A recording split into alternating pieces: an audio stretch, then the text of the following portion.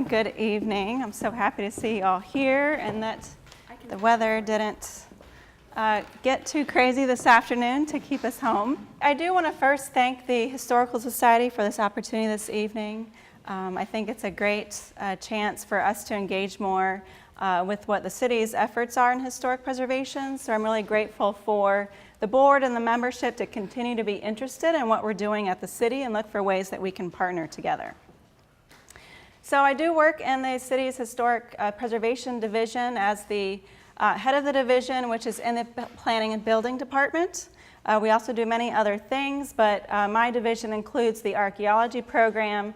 So I always like to try to make that point that historic preservation is cultural resource conservation. We're all working together. We're all in the same division, and archaeological sites are a focus, as are historic buildings. So we're not just talking about one aspect of preservation.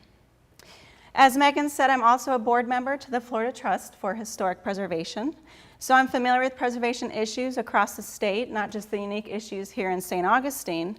And this year we're having our annual conference in Pensacola. It should be a great time. I've provided a flyer over at the table. If you'd like more information about that, I'd be happy to share it with you. But it's really interesting because it's a sister first city to us. We won't get into, who's the longest continuously settled city, but anyways, DeLuna did land there in 1559, and they're doing a lot of excavation work right now that is revealing information from the original settlement site. So that is being held May 16th through 18th in Pensacola. I would also like to let you know that May is Historic Preservation Month. So on May 4th, we're going to do a lecture about the historic Waterworks building, and that's going to be held at the library. And then we're going to do a tour of that building following that event. And then May 5th marks the beginning of the Keeping History Above Water Conference. And there's going to be a free lecture at the Lewis Auditorium that evening with author Jeff Goodell. So I encourage you to participate in that. So I have 3 goals this evening. I'd like to share a little bit about historic preservation in general as a conversation through various images. It's not going to include a lecture, but it's more about a dialogue that inspires you to consider what our future efforts of historic preservation will look like and what it is that our future generation will want to save and recognize as a significant part of St. Augustine's environment. Finally, if we hope for that future investment, we need to understand what it is that we should be doing today to make sure that that happens to build a foundation. The historic and cultural resources you see in St. Augustine remain because of concerted efforts of many individuals and groups over a long period of time. While the beginning can be identified with clear intervals of periods of development that continues to be informed with new research and new excavations, there should be a continuous progression through time as each passing new year resources are aging with the possibility of achieving significance. Yet there seems to be a lull in moving those forward. In many of our National Register districts and resources, the measure of time stops at 1935 if it's associated with Government House, or it stops about that time because in 1980, that was when we had the first citywide architectural survey. So in 1980, buildings that were 50 years old or older would have been 1930 or earlier. So that's the typical benchmark when we've been considering what buildings should be evaluated for potential significance. Well, the city broke that barrier with the listing of the municipal golf course, which was a 1949 miniature golf course. It was successfully nominated to the National Register. And the county did it in 2016 with Paul Rudolph's Milam House. We have more information and surveys that were performed beyond 1980 and significant cultural events that have achieved significance and would now meet the age criteria to keep that moving forward. The local government does have a role in preservation. It's more as a regulator. Implementing the goals set forth by the community. You are part of our community. Through the City Commission, which naturally is focused on a balance of historic preservation and economic development.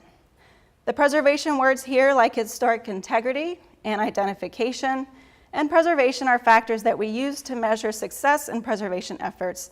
So I'll just briefly gloss over those. Integrity means, does that building or place convey physical evidence and the sense of place for which it's associated? Identification means that there are professional standards of evaluating architectural and archaeological features. It does not imply requirements for regulation just through that process. And preservation, are these features that we identified going to remain? And if so, how? What are those going to look like? Finally, one of the key elements of preservation is that it is necessarily broad and inclusive when we consider the types of resources and diversity of cultural influences. I like to share a few quotes because these are eloquent and insightful, but to the point that preservation is not just about saving buildings. There are many important ideals of preservation in terms of economics, tourism, and community development. Preservation is about a community's history, about its people, and our sense of place. When traveling or returning home, there's a distinct feeling of being somewhere different, and it's based on those factors, those human and environmental factors that shape our environment. And as a side note, tourism is not the only economic engine of preservation. It's the stability of the real estate market, the value of local materials and craftsmanship, and contributions to our quality of life, like walkability, scenic vistas, and proximity to city centers and commercial areas, to name a few. So I'll get off my soapbox. Get to the point. So much was done in the 1960s and beyond to create the image of Spanish colonial St. Augustine that we now have in our downtown historic district and some areas beyond.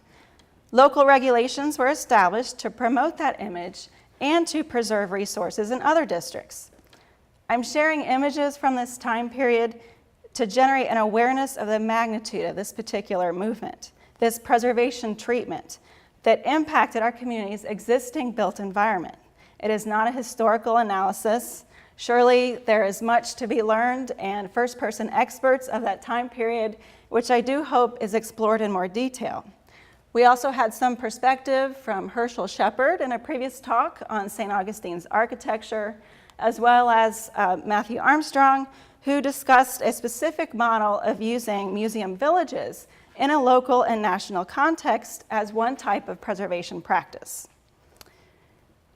So, as I combed through the digital archives, one of the things that I did not know was the sheer artistry of the work of this time period. You're going to see some more artwork that reveals how they were really rendering a potential St. Augustine.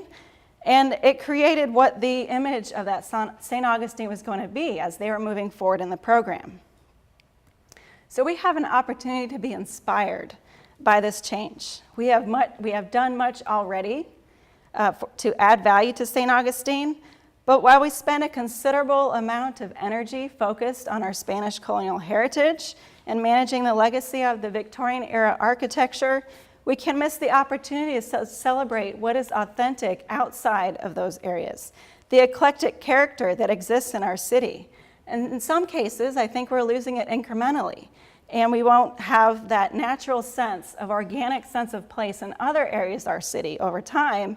It'll turn into more of a sense of sameness as opposed to a sense of place.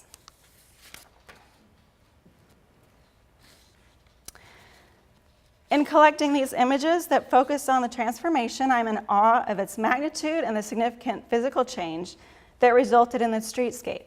I deliberately am not showing the today images because I don't want to take away of the immediate change of the before and after. So what we're looking at is the historic construction images that conveys the results of that work, and it keeps us within the context period of this preservation movement so we don't get off track. For our consideration tonight, I ask you to think about the significance of these actions and governmental response to the national historic preservation movement of the 1960s in terms of whether the results of these actions should be recognized and celebrated. As we do with other works of architecture we consider historic, but it is also to think about the significant decisions that were made at this time and what decisions we want to make in the future. Maybe not the same types of actions, but we do want to undertake a significant energy to be good stewards of St. Augustine's heritage. St. Augustine has been celebrated as a living community with tourist attractions and a beautiful natural environment.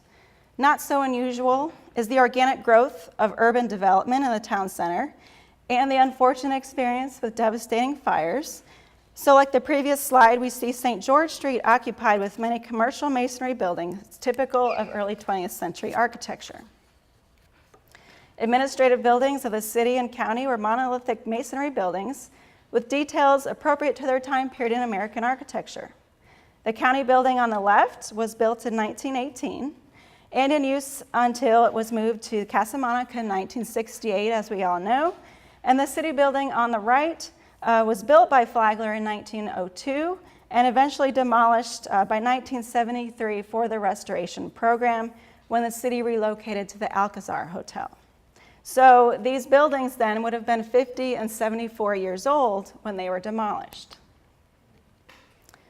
The Bennett House was acquired in 1964, and in its place, you see an interpretation of the Triai House.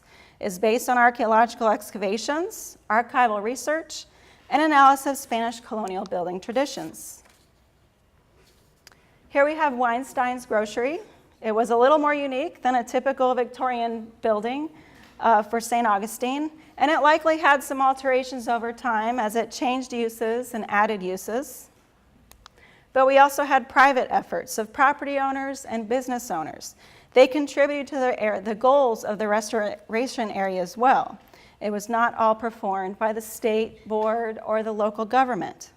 And I would say that this would be a great oral history project for someone to really look into how they were influenced, whether they were motivated by threats of condemnation, or were they feeling a sense of pride and wanting to participate? How were those decisions made and how were they influenced?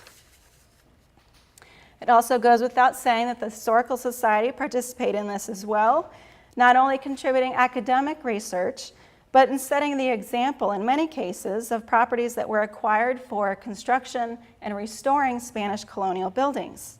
They also helped to anchor the southern portion of the city, as many of the restoration area efforts were occurring north of the plaza.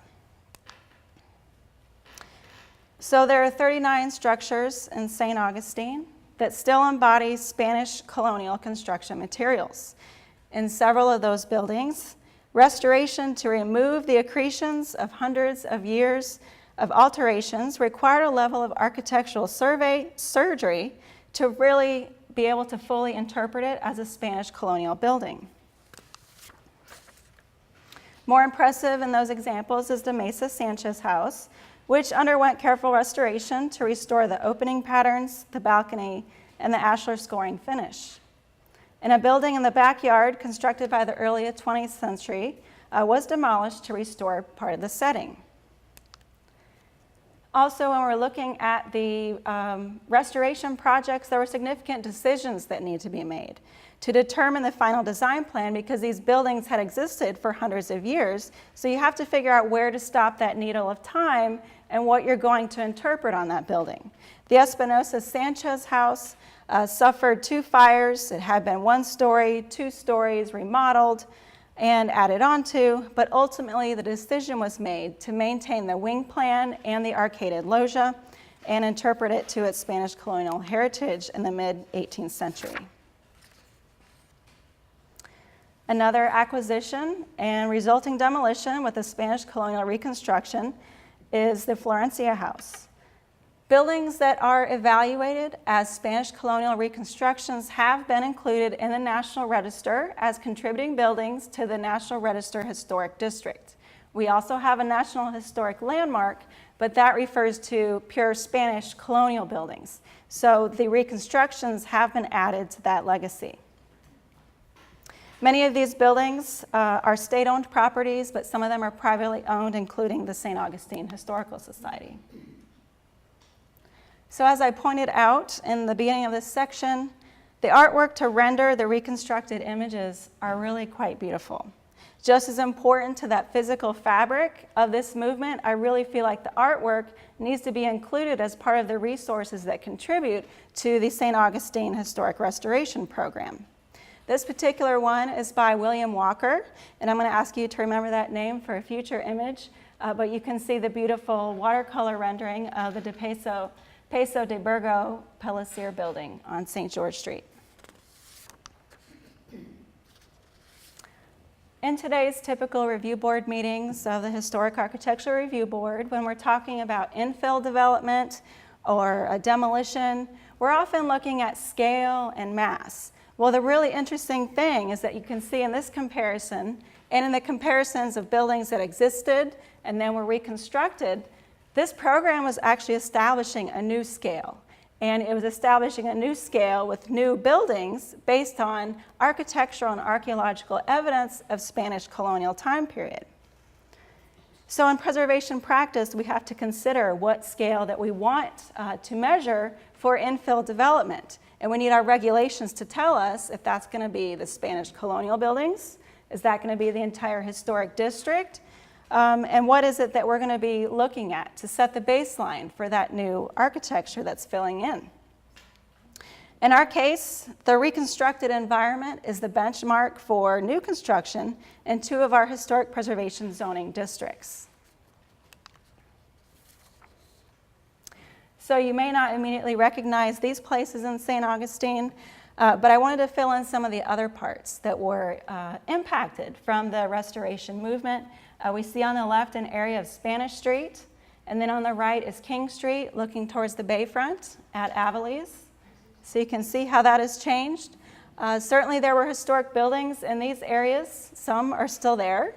Some are still there but have had modifications to make them appear like a Spanish colonial building, and then some have been removed altogether.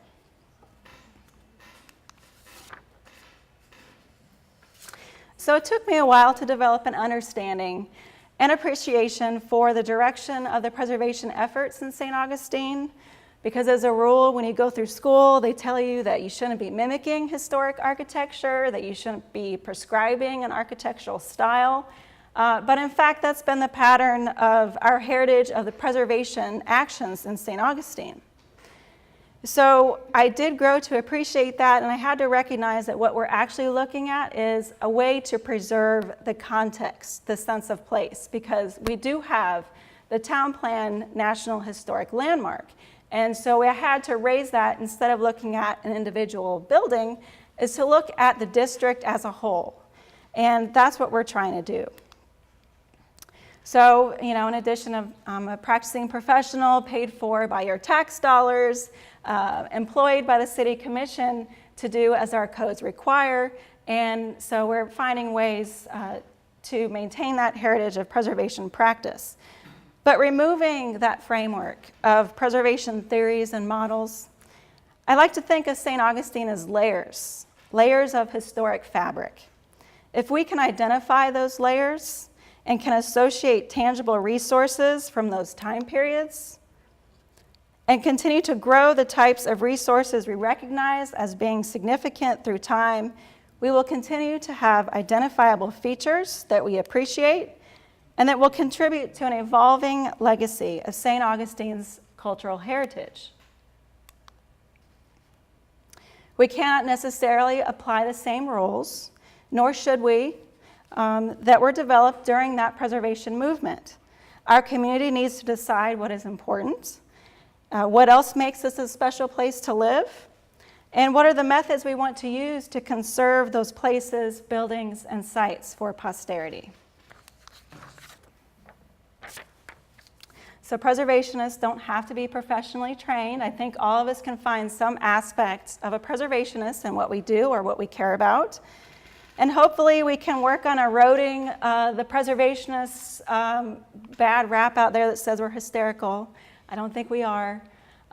But there are different perspectives, and we have to find ways to communicate together that gets us to a common ground.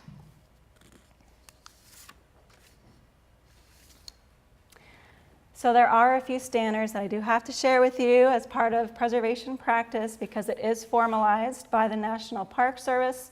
But I'll get to in a moment how we don't have to always adhere to that criteria, because at the local level we have the most power to define how we want to do preservation in St. Augustine. But remember, we're not just talking about buildings, we're talking about all types of cultural resources. that can be evaluated as significant. But when we consider the potential for adding resources to the National Register, we have the 4 criteria. We also have to look at historic integrity, as well as other rules and possible exceptions. Generally, this is a starting point. We consider whether there are events or patterns of development. There's also people that can be measured for criteria of significance. There's also architectural value or artistic value and a concentration of resources as in a district if they're not individually unique. And the last is associated with archaeology. So for a site to be listed in the National Register, it has to have the ability to continue to convey information. So another PSA, if we go out there and excavate an entire site, that land becomes culturally sterile. We're not going to be able to learn anything else from that. It's going to be in a lab, it's going to be in a landfill, depending on what community is. So it's no longer going to be a site. The idea is to keep that site intact. So the images that I have presented here are not necessarily listed in the National Register or determined eligible for the National Register. And in fact, there's only one image that is right now associated with the National Register. Anybody care to guess which image that might be? Paul, you don't count. And I might get it wrong. Can you tell us what the one on the very bottom right is? The very bottom right shows a picture of Mr. Manussi on the balcony. Mr. Manussi? Mm-hmm. So we have a few buildings. We have a boat. We have Dr. Martin Luther King. Yes? Do you think the MLK site is significant? That is a very good guess, and rightfully so. But as the recent past, we don't have official designations for the civil rights movement yet. In fact, the one on the left of that image in the middle row is Osceola Avenue, which are buildings that contribute to the Abbott Tract National Register Historic District. So that's the only image there that is actually currently considered listed in the National Register. And they're still there? Yes, they've been changed. But they are still there. So the other thing that I wanted to convey is that the National Register is not necessarily the best tool if our ultimate goal is protection of that resource. And if we go to the Osceola Avenue example, those buildings are allowed to change according to our code. The only way that we would review them is if they came forward for demolition or partial demolition. We can't tell them what color to paint their house. We can't really tell them they can't remove their windows, that they can't put on a new roof. We don't do design review in our National Register historic districts. The National Register is honorary. So that's why the local landmarks and our local historic preservation zoning districts are so important. That is the tool that we have. So many communities use these local districts and landmarks, as we do here in St. Augustine, but they may use the National Register criteria as an overlay, but as I was saying, that we can determine what rises to the level of a local landmark and what does that mean. If it's a local landmark or in a local district, we can establish what the rules are associated with that. And the one example I wanted to point out, also going back to the National Register, is the unfortunate recent loss in Hastings of the WPA built community center was actually designed by St. Augustine architect F.A. Hollingsworth. So again, National Register does not mean protection. Thankfully, we're City of St. Augustine, and we have a lot of authority, and we've actually done a lot of work in the past couple of years to develop a preservation program update in our Historic Preservation Master Plan. We also have zoning tools where we can look at creative opportunities that may not require necessarily on our Historic Architectural Review Board. We can look at infill development that might meet architectural compatibility standards and have that be built into our code. And I do have a copy of the Historic Preservation Master Plan with me, but it's also on our website. But I encourage you to take a look at it because that document is something that provides us a lot of resources. It gives us a lot of ideas of planning tools of how we can better our preservation program. They may not be the right answers. It's not law. This is just a toolbox that we have to look at. Other preservation tools goes back to the idea of a survey. So when we're talking about survey, we're really talking about identification. So we have to continue to identify resources that might be considered significant so that we can bring that to the community and determine if the community, the property owners, want to apply any designations or want to apply any protection standards. The city isn't going to automatically designate anything, but at least we have them documented. And thankfully, we did have Davis Shores documented prior to the hurricanes, because as we know, that has been a devastating impact and continues to impact us in the future as far as people when they decide how to mitigate.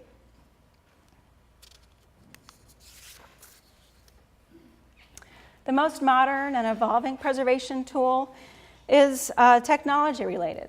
So there are two examples here. We have geographic information systems and three-dimensional laser scanning. The latter tool has been presented to you before by Marty Hilton of the University of Florida, as well as Lori Collins of the University of South Florida. The Florida Public Archaeology Network has also been doing some laser scanning. So those are tools that actually can more easily and more accurately document historic buildings, but they can also do modeling. So you could model sea level rise, or you could model other threats to historic preservation and resources in a digital environment. We also have geographic systems. The map that you see shows the age distribution of buildings in our city in terms of how old they are, so we can start seeing where concentrations of resources are that haven't been surveyed yet. And we can also start to tease out what types of architectural style they are or other building characteristics. Building codes. Building codes as we know them is more of a modern tool as well, although, I mean, we do have historic building codes, but I'm talking about within our application, building codes offer an incentive for historic resources, because there are certain opportunities for flexibility within that building code, whether it's related to floodplain management. As you see in this example, they were undergoing a substantial renovation, but rather than elevate the building out of line with the rest of the historic buildings next to it, they were able to apply for a variance and restore the building at its existing grade. But there's also flexibility with other aspects of the building code and substantial improvement calculations. So if you're working on a project, don't be afraid to ask your building official or your contractor to look for those opportunities. Sometimes it just always comes down to the money, and it's always going to be the biggest incentive for preservation. I say this one for last because it's always an easy response. But when it's compiled with the other tools, it helps to show the spectrum of where the sticks are and where the carrots are. And my goal is to create more carrots. It's always easier for people to comply on their own rather than being told they have to do something. If everyone can be motivated to save a building, whether it's because of its value or because of its economic value or the flexibility they have, we want to make sure that we can work with them and provide those opportunities. But there are many things like state grants, the local ad valorem tax exemption, conservation easements, transferable development rights. There's a number of types of economic incentives. So at this halfway point, among the images that I have to share, I'm ready to start challenging you with definition of what's worth preserving and what we have that might be already considered historic if it were in another community. St. Augustine is unique, but we have more to offer and more to celebrate than what's already been documented. And as members of our community, you can be a part of this process. You can also help frame the criteria to determine what we consider significant, as well as help us at the local government decide, inform us of when you want some support. We need more direction and information from you. So I'm loosely organizing this next section using the National Register criteria just to keep things organized. So we're going to look at cultural development patterns, recommendations of previous surveys, maybe some significant people from our local community, some artistic and architectural expressions, looking at how we can update our archaeological sites, and looking at unintentional legacies and unplanned legacies of historic preservation. So this is kind of a no-brainer because I spent a lot of time going through the preservation movement of the 1960s, and the qualified reconstructions are already considered historic in the National Register, but that is really only a fraction of the work from this period. The potential for such a project to recognize this movement is really quite remarkable. There are the physical construction elements, the artistic design, the political maneuvering, the social and cultural impacts, and one researcher already pointed out to me that this occurred during the Civil Rights Movement and also during the 400th anniversary time period. So there was this potential for an inherent conflict because we do have some images of African Americans working during the excavation process. And we also have a lot of questions about how were these properties acquired. So there's a lot of research that can be done on that to document this development impact on St. Augustine.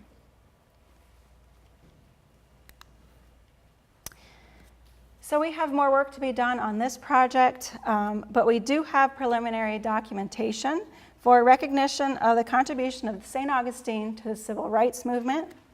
The city was awarded a grant to write a multiple property designation, which is a type of National Register nomination which says that you have resources that are unique and similar in a theme, but they're not all concentrated within a cute little box of a boundary. So they can be a theme-related type of resources distributed through an area.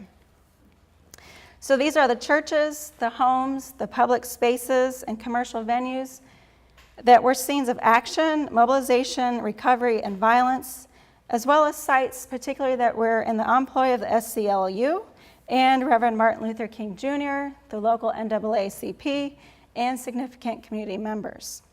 And here we see Dr. Haling's dental office, which in the previous image you might have recognized it on the National Register screen.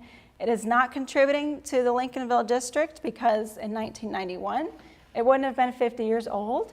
And in 1991, when Lincolnville was nominated to the National Register, we also didn't have the quite step back of the civil rights movement to have considered that as being significant at that time.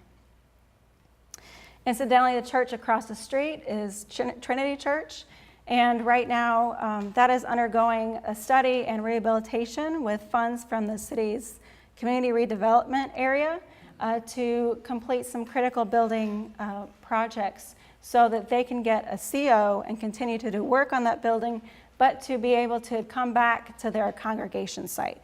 And that building is considered contributing to Lincolnville. So among the architectural surveys I mentioned, they do include recommendations for future work and future designations. One of those would be recognition of developer D.P. Davis's development program for Davis Shores. So there's already a wonderful book by Beth Bowen that portrays the creativity and vision of what was to become Davis Shores. It's Coral Gables in St. Augustine, but that book is called Bridge to a Dream. So you can check that out to help you with the historic context. But in this layer of the historic built environment, we could consider the plan, we could consider landscape features and infrastructural elements, as well as obviously the 10 buildings that were constructed and still remain today. So shown here is just a model, the leased model of the Davis Shores development that was actually on display in their sales office at the time period to promote sales of the parcels. So the plat reveals the physical and natural development pattern proposed at the community, and the full extent of Davis Shores was actually proposed to go all the way to Fish Island. The homes that were built were of the Mediterranean Revival style, and they have a diversity of scale and density. The smallest one is the one-story building on the top left that's on Coquina Avenue. And we were particularly concerned with these buildings after the hurricane. So we did go out and do individual visits to these properties with the University of Florida's Historic Preservation Program. And in some cases, we were able to go in the property and talk to the homeowners to see what they had plans to do. And most of them had plans to restore it and to continue to live in that property.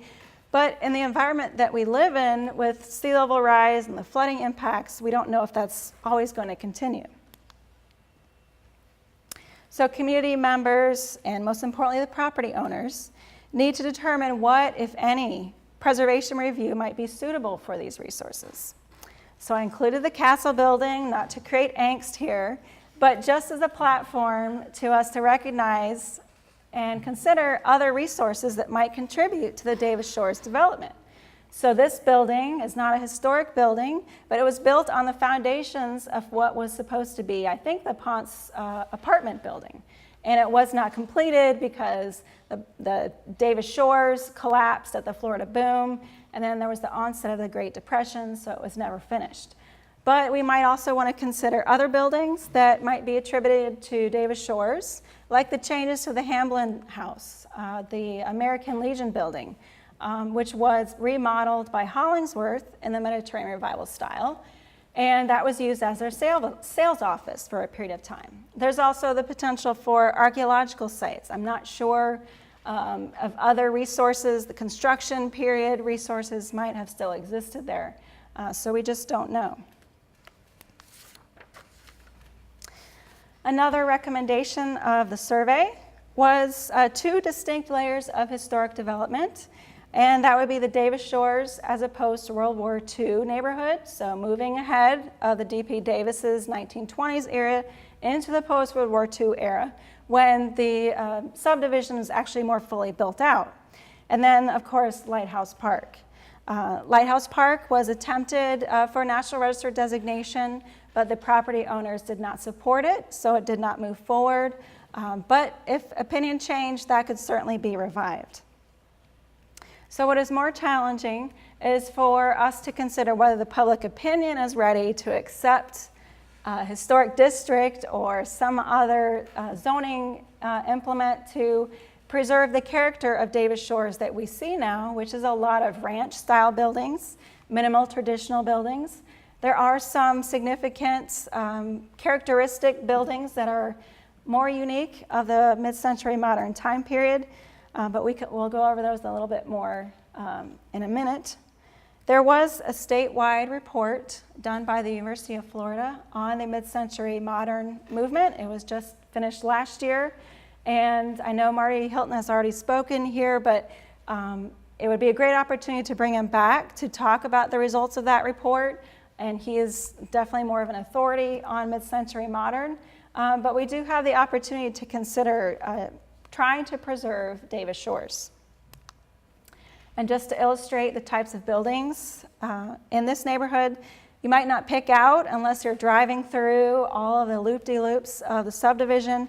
But these are some of the highlights. You have the Monterey style. You have ranch buildings that are split level.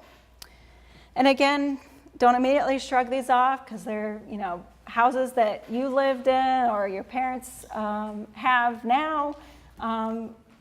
The fact of the matter is we have potentially 700 buildings in one area. We have a development pattern of wide setbacks, broad eaves, 1- and 2-story buildings, a really comfortable rhythm of low-sloped roof patterns that is very comfortable in this neighborhood. And we've already seen how that changes over time with infill development. And so we could look at using creative zoning tools in this area if we wanted to consider managing future development and not so much focusing on preservation, but trying to maintain the scale and rhythms that exist in the neighborhood. So within that movement or architectural expression of mid-century modern, these are a couple examples of buildings that are not your patterned ranch or minimal traditional buildings that would be considered mid-century modern buildings. I had the unfortunate opportunity, well, it was a great opportunity, but unfortunately it occurred because this building was demolished. It was on Inlet Drive. It's a beautiful corner property. But it was a mid-century modern building, and it was like a time capsule. It had all of the built-in features of the kitchen. It had the pendant lighting. It had those great colored tile bathrooms that we love. And one of the really unique things that came out of our review at the Historic Review Board was this watercolor. And I apologize, it's a photograph of the watercolor, so it didn't come out great, but this is by William Walker in 1954. And that was that same artist of one of the watercolors we saw of the restoration area in St. Augustine. So he was a practicing architect at the time. But what this also showed us is that what we saw on the top, what I might have thought was an addition was actually not an addition. It was an original part of the building. So we do have an opportunity to at least get documentation when we're going through the development review process for demolition. So with the Anastasia Island survey in 2015, the downtown survey update in 2016, and miscellaneous other surveys that have occurred in the early 2000s, we're getting closer to a full survey update of the city. They say you should update your survey every 10 years. Well, I feel like that's a little difficult for us to do. I would say more like 20 to 30 years. The full citywide survey was done in the 1980s, and that was done by the State Preservation Board. Whereas now we're doing these surveys with our local budget, supplemented with grant funds. So it gets to be a little more challenging to try to keep up. But there are a couple layers of history to be researched in West Augustine, and we're actually going to be starting a survey there this summer. So we'll have an opportunity to capture that part of our history. But you can show that in the pink areas of this map is the time period from 1944 to 1970. And I'm not sure if you can see the green dots on there, but those are buildings that have already been recorded. So a lot of the areas that are in West Augustine still have not been surveyed. And we can see that there's a potential concentration of mid-century modern buildings there that may be less individually unique, but again, a possible concentration. One particularly interesting thing are the Scants Mediterranean Revival buildings that are on Masters Drive and around the corner on State Road 16. We lost one of those last year, but it would be interesting to find out what the development connection was, if this was related to the Mediterranean Revival type of architecture that Hollingsworth was practicing. So I hope to learn more about that through the survey process. Also in this survey that we have, I want to try to extend the scope to north of St. Augustine into the Fort Mose area because we have more Mediterranean Revival buildings in the Fort Musa Gardens and Saratoga Lake area up there. But also we have more of these mid-century modern buildings, which I think we have a real opportunity to connect with as far as our architectural heritage in St. Augustine. And again, this is in the area north of Fort Mose, Saratoga Lake subdivision area. And I'd be curious to find out how this pattern compared to the development pattern of Davis Shores. I think it's really interesting that this is like a microcosm of that area. So I'd like to find out if we have the same architects practicing there, or was this an influence of the Fairchild Airplane Corporation that existed at that time? We're just not sure yet. So switching gears, in our criteria, we're going to move down and talk about people and possible legacies that we could look at for St. Augustine's people. So one of those examples that we see here is a discussion that came up at our Historic Review Board because this was Albert Manussi's house. But that's not why it came to us. It came to us because it's in Davis Shores and it was flooded and the property owners wanted to demolish it. We would not have known that this was Manussi's house if it wasn't coming before us. And thanks to one of our board members, we were able to get some architectural drawings to document this building because it was in fact later demolished. But one of the things that you look at if you're evaluating the association of a property to a person is asking yourself some questions. So Manussi, we know, was working with the National Park Service to document St. Augustine's Spanish architectural heritage. Did he do his work in this house? That would be one of the main questions that we'd want to try to find out. And we weren't able to answer that question at the time period, and The board didn't see that it rose to the level of local significance, but we did do our best and do some documentation, so we have information going forward. However, I guess the important thing I wanted to say is that it's not important enough that this was Albert Manussi's house. There had to be some association, or maybe this was the only other representation of Manussi in St. Augustine, which I don't think is the case. This is an obvious one. We'll talk about the Florida School for the Deaf and the Blind again in a minute, but in this case we know that there is an association with a significant person, but we don't know, or at least I don't know, if there's an opportunity to enhance this connection. Is there any physical remnants of Ray Charles in that building, a room or a performance area? That would be something that would be worth exploring. Switching to another person of potential local significance, and again, another discussion we had during the HARB review process was Mayor or Senator Walter Frazier. This was an obscure house on San Marco, right at the entrance to the Fountain of Youth. Well, it looks very curiously similar to the Murat House down here on St. George Street. So as best we can tell, he had this building built to mimic Spanish colonial architecture and to enhance the entrance to the Fountain of Youth attraction. So we would ask if Mayor Frazier is important to St. Augustine. Was this a legacy of Mayor Frazier worth preserving? Incidentally, it was not. Stucco over wood frame isn't the best thing for its long-term durability. So it was demolished, but I would ask you, if he's an important person to St. Augustine, are there other opportunities and other programs to really document his imprint on St. Augustine's history? And we should look for those in our city.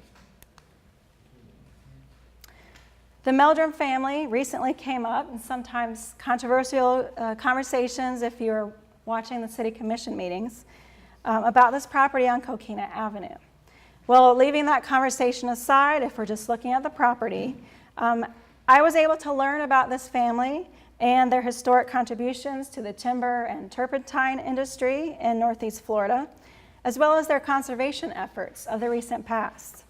It is an obscure building for Davis Shores, and as best we can tell, it was built about the 1940s, unless there's some evidence that shows it was moved to this location and built prior. But it does resemble other buildings of that time frame.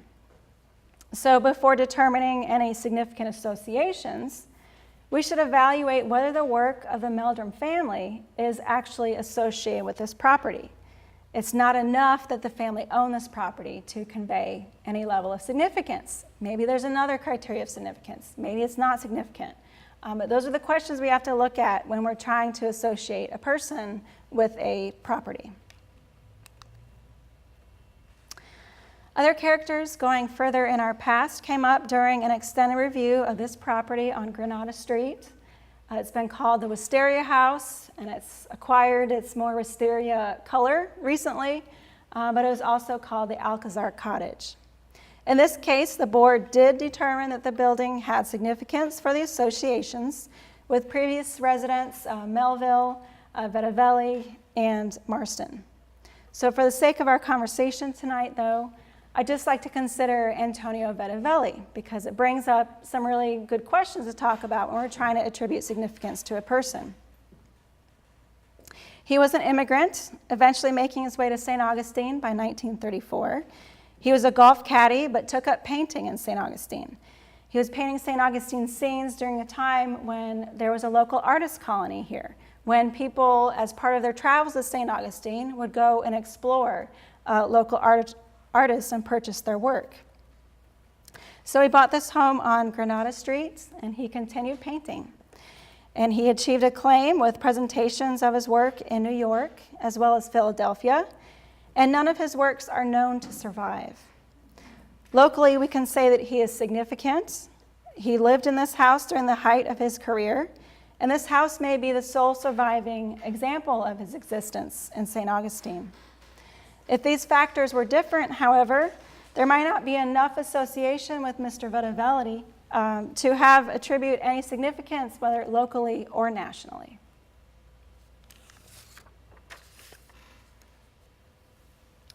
So another person we've talked about at Harb is Mr. Parks and his association with this property at 18 St. George Street. He was a county commissioner for 24 years during many of the years of the restoration project, so contributing to some of the decisions that were made during that time at the county level, while also leaving a lasting legacy, assisting the aging population. He was approached by the State Preservation Board regarding this property, as well as other property that he owned.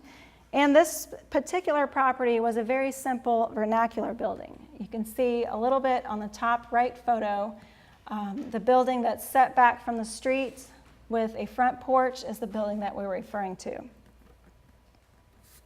So it was altered eventually into the St. Augustine Colonial Revival style. And you can see the finished product of that in the bottom photo.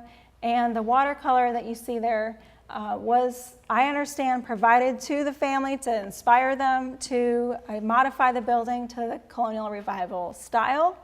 But it was not a project that was funded or managed directly by the state preservation program. So during the demolition hearing, the board discussed potential significance to Mr. Parks for his contributions to the preservation movement and local government, but ultimately they did not assign it any local significance. So then we transition again into architectural landmarks. So we're looking at individual buildings that might have artistic or architectural value, and we're getting back into the mid-century modern movement. And this is an image of the Prince of Peace Church, which we're familiar with. It has had some additions built onto it since this photograph, but the architect here was Eugene Kennedy Jr. out of Boston.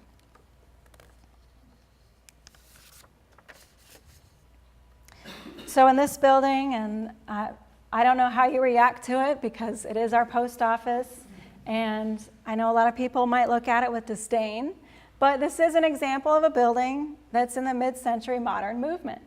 We don't know anything as far as the architecture, the architect, and I'm not sure if this was just a government contract of someone that was designing buildings for the post office, and they were installed locally.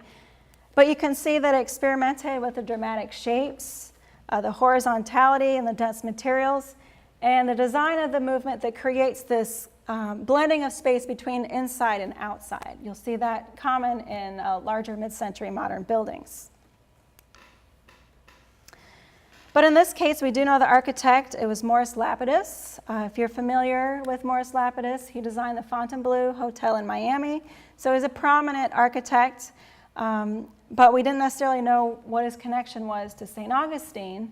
However, the developers of this property at the time were from Miami, so we can just assume that they were working from Miami to design the building. But in the end, we do have a Morris Lapidus building, which is rather significant. But there is some overlap. Getting back to our cultural history, we have the Woolworths building, which was the site of a sit-in during the Civil Rights Movement. So you could say this has multiple levels of potential significance. So then there's also the context of the highway era in St. Augustine, of which there are still some semblances of that.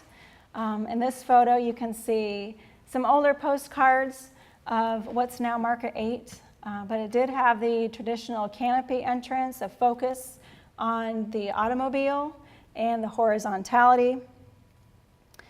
So there are remnants of other buildings as well in St. Augustine from this time period. Admittedly, some of them are a little worse for the wear as far as how they exist today, but you can see their unique patterns, their orientation to the street, and also the types of recreation that they tended to offer to their guests. So that also leads us into talking more about roadside architecture because, again, it's not just about the buildings. We might have some significant objects. So there was some fanfare type of architecture at the north side of town, as you can see here with the Coquina Towers and the Conquistador statues that are from the 1950s and 60s time period. There's also the fountain, the Coquina Stone Fountain, and that top right photo is a part of the St. Augustine Gateway. And I'm going to venture a guess that the sign feature that's in the middle was also of that time period. And because of newspaper photographs, we also know that the Aviles Arch was built during that time period. So they were enhancing the image of St. Augustine during the restoration area, and not only the buildings, but their streetscape elements.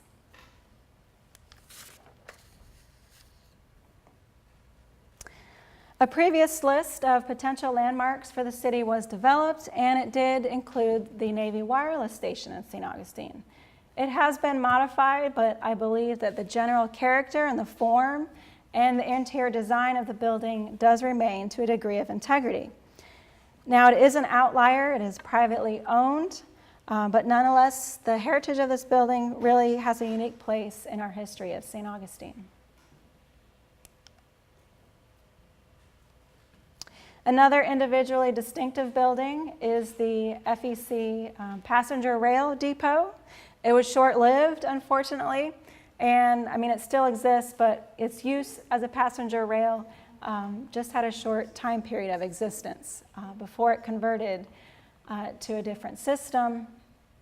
And I think that the FEC, from what I just did some initial research, that they were using models for their rail depots as well. So I don't know how individually unique this building is, but it's certainly worth exploring.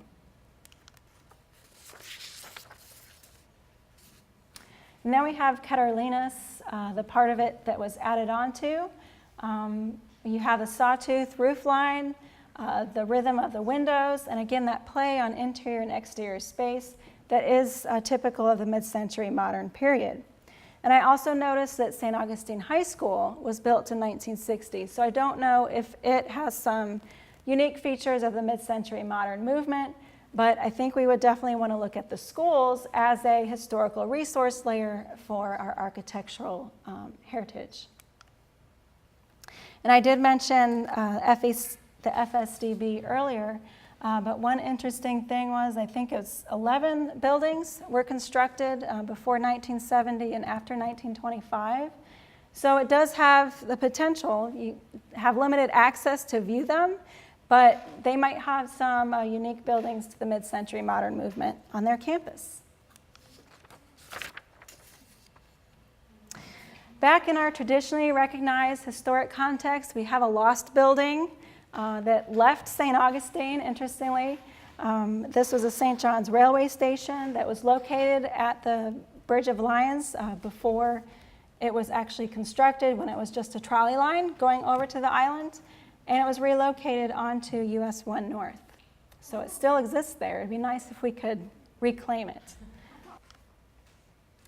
And finally, I'm just going to go through a couple archaeological sites that might have potential.